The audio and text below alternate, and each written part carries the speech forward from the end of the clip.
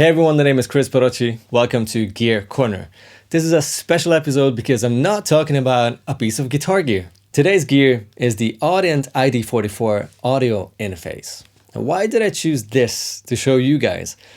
I needed a new interface and I was checking the market for months now. Out of all the good interfaces you can buy nowadays, this seemed to be the perfect fit for a guitar player.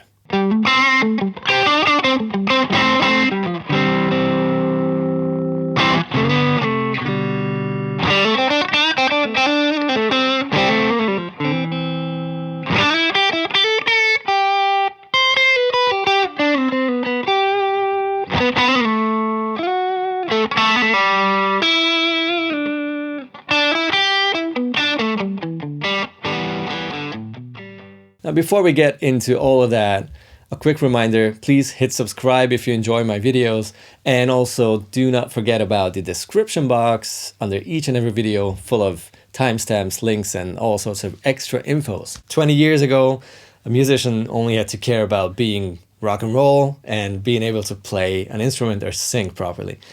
Nowadays, you have to be that, you have to be your manager, your producer, your everything. And that's just a lot of things. In these modern times, it's really important for each and every musician to have an idea about recording, to being able to record himself and just produce himself.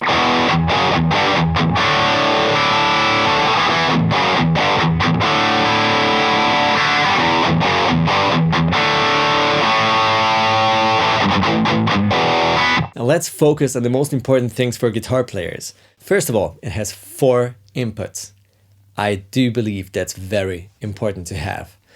2 inputs might be enough. If you just want something recorded in stereo or mic a cab with 1 or 2 mics, awesome. That will work and you will have a really nice sound. But what if you want to record an acoustic guitar? You want 2 mics in front of it and you also want to record the pickup. What if you want to track together with someone? Let's say a guitar player and a bass player. The bass player will need a DI track and maybe an amp mic'd, would be ideal, I guess.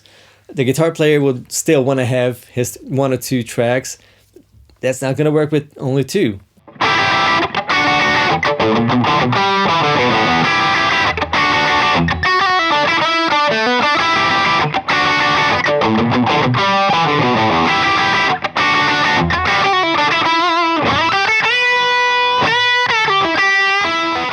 Recording at least a couple of tracks within a song together makes such a difference. You play differently.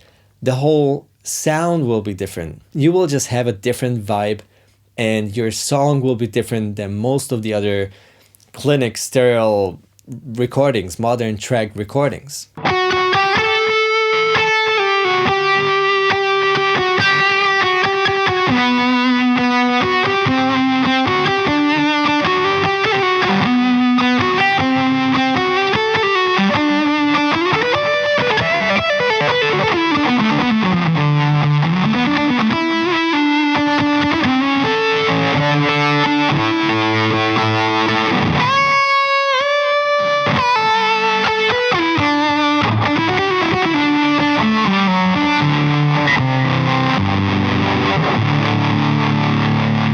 Whenever I want to mic my cab and record the best possible sound, I would use 2 closed mics and a room mic. That's going to be 3 mics again. Maybe a ribbon and a dynamic in front of the amp and then a room mic wherever it sounds best. Let's translate that to my current situation. I'm not using 3 mics. I'm using 2 channels from the aux, which is stereo, and I also have my mic right in front of me, which is going to be 3 channels. I was struggling with my old Lexicon interface. It only had 2 channels and I had to record mono guitar. Let me show you what I'm talking about. This first rig in the aux box is my normal simulation I always use. It's going to be a 2x12 Alnico 50 cabinet simulated with 2 mics and a room mic. All of that in mono.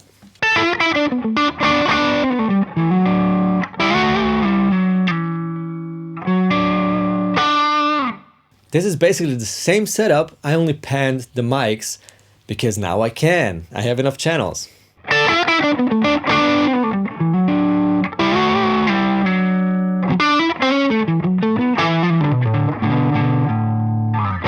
And of course, because now I can do it, I created a third rig that is this exact sound. I only have a sort of a wet dry sound using the delay effect in the aux itself, which now has the repeats just on one side. You should be using good stereo monitors or headphones to get this three-dimensional effect. It's so good!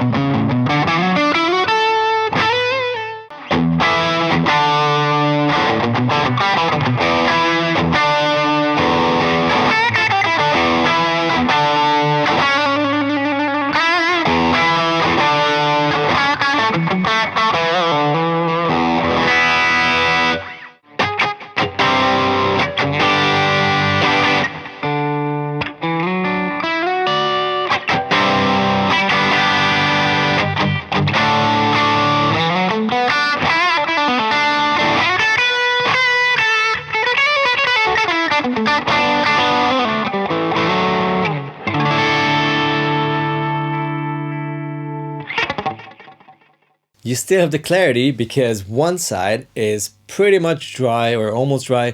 The other side is pretty cool, full width, modulated, tape delay kind of delays. Second great thing about the iD44 is that it uses the Audient console preamps. In order to get a great sound, you of course need great mics, but you also need very good preamps. Otherwise, the good sound of the mics just get lost.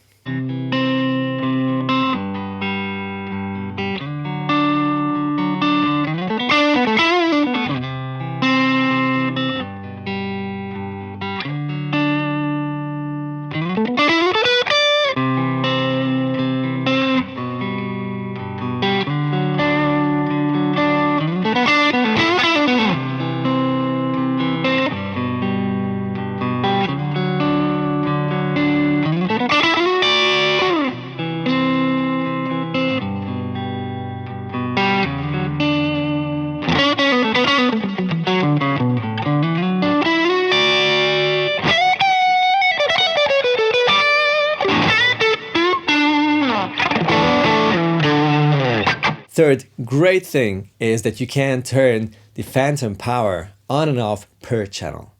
On many interfaces, you can have an overall plus 48 volt phantom power, which is an issue if you're using, for instance, a passive ribbon mic. You can destroy them with phantom power. But they are also great for guitars. If you put them in front of your cab, your acoustic guitar, your bass rig, whatever. Great mics. And this way you can make sure that you don't destroy them.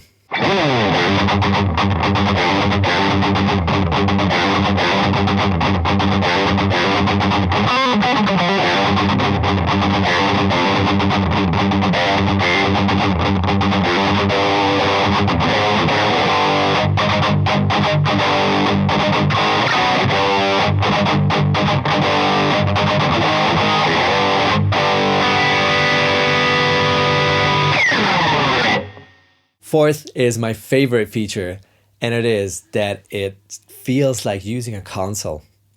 It doesn't feel like having 5 knobs or 4 knobs, that's it, and you have to double click your way through it and find all the hidden features. It feels like a console. It's not very small even. It feels sturdy. It's built out of metal.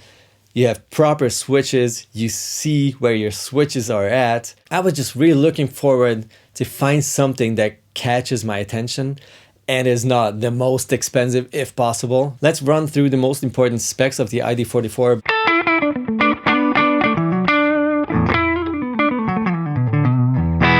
First of all, you have 4 inputs. Big thing. 2 of these even have inserts, which means that you have the chance to use your favorite rack unit, compressor, or distortion pedal, whatever you want to use to record with on the fly.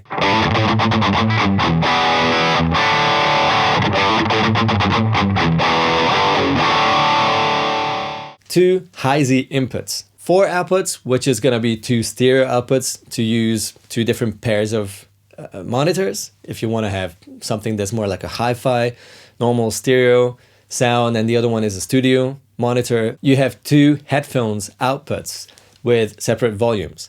One is tracking, needs headphones. The other one's recording, sitting in front of the computer, needs headphones.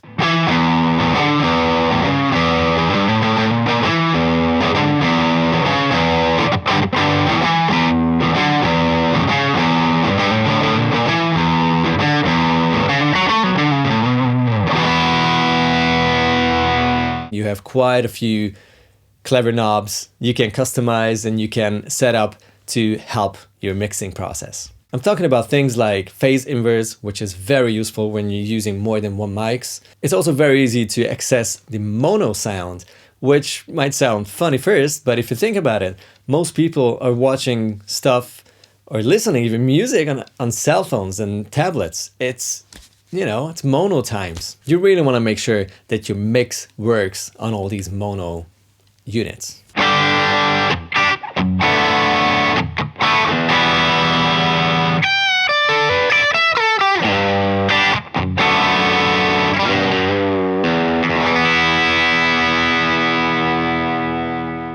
Hit me with a comment down there in the comments section if you feel like I forgot to mention something or there was something you didn't really understand and you have some questions about it. You guys take it easy, have a fantastic time, and stay safe. Cheers.